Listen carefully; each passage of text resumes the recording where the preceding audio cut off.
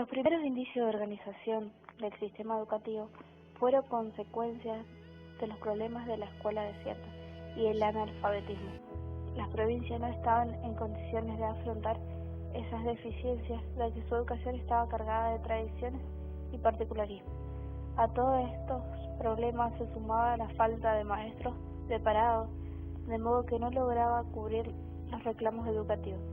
Otra problemática que afectaba a esta situación era la corriente migratoria que favorecía al analfabetismo.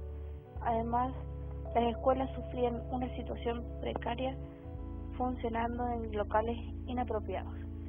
La educación se consideraba en ese momento una de las fuerzas jurídicas y sociales más importantes. Era un factor decisivo en el desarrollo de los pueblos y las instituciones democráticas, ya que se necesitaba ciudadanos capacitados para enfrentar una época que requería cada vez más conocimiento. Por medio de la educación se lograría el orden y progreso necesario al país. Solo a través de la educación se llegaría a la verdadera democracia. El sistema educativo es el resultado de una red de escuelas e instituciones educativas. En él conviven el sector público y el privado.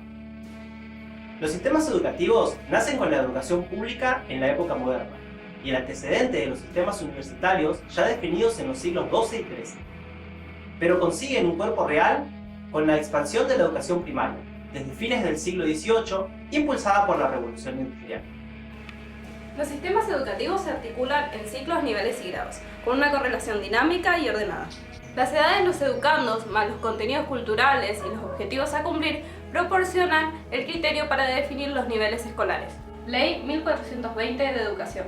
Esta ley fue sancionada en 1884 bajo el mandato de Julio Argentino Roca, con una gran oposición de la Iglesia Católica. Finalmente, la instrucción religiosa quedó en calidad optativa bajo la autorización de los padres y dictada fuera del horario escolar. Gratuita, gradual, con una duración de 7 años que iba desde el primero inferior al sexto grado y neutra. Ley 24.195, llamada Ley Federal de Educación. La reforma educativa en la Argentina se inicia formalmente en el mes de abril del año 1993. La restauración democrática de 1983 brindó un marco propicio para satisfacer esta necesidad. Al respecto, es preciso recordar que durante el gobierno del presidente Raúl Alfonsín, en la segunda mitad de los años 80, se llevó a cabo el Congreso Pedagógico Nacional. Este evento permitió que diversos actores sociales discutieran las dimensiones más relevantes del sistema educativo. Posteriormente, durante el gobierno de Carlos Saúl Menem, el Poder Ejecutivo envió un proyecto de ley al Congreso Nacional, en donde se debatieron varias propuestas, que culminó con la aprobación de la Ley 24.195.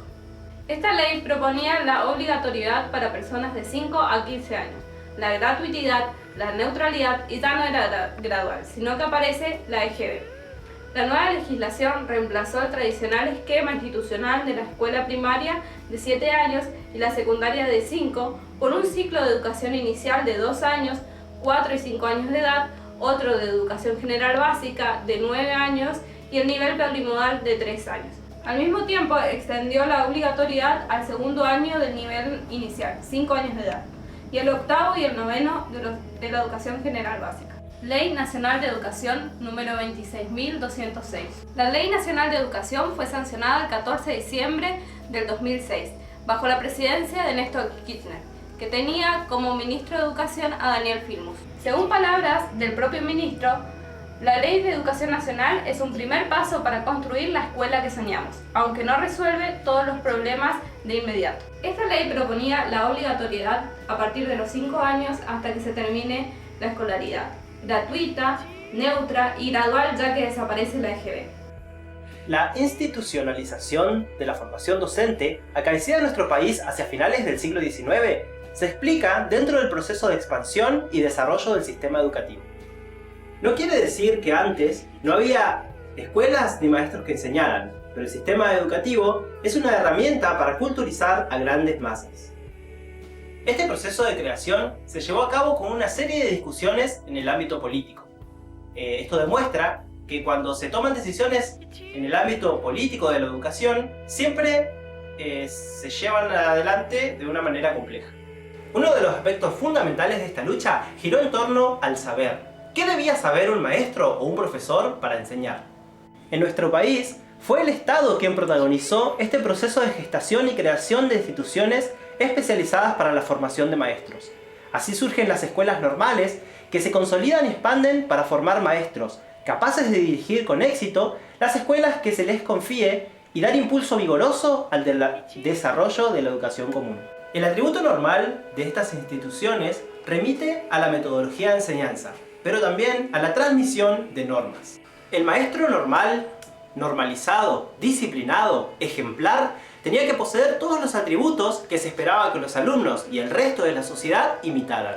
¿Por qué mirar la formación docente desde la escuela y hacia el pasado? Porque hoy, con otros requerimientos y con otras escenas desplegadas en los mismos escenarios, la escuela sigue representando como antaño un pasaporte a mejores condiciones de existencia, permitiendo la apertura a otros mundos, distintos a los que aseguran otras formas de transición cultural y otras instituciones.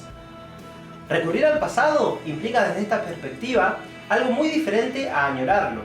Implica convocarlo para tratar de comprender mejor el presente, no para copiar o imitar, sino para aprender, para nutrirnos de ello y crear a partir de allí nuestras propias obras.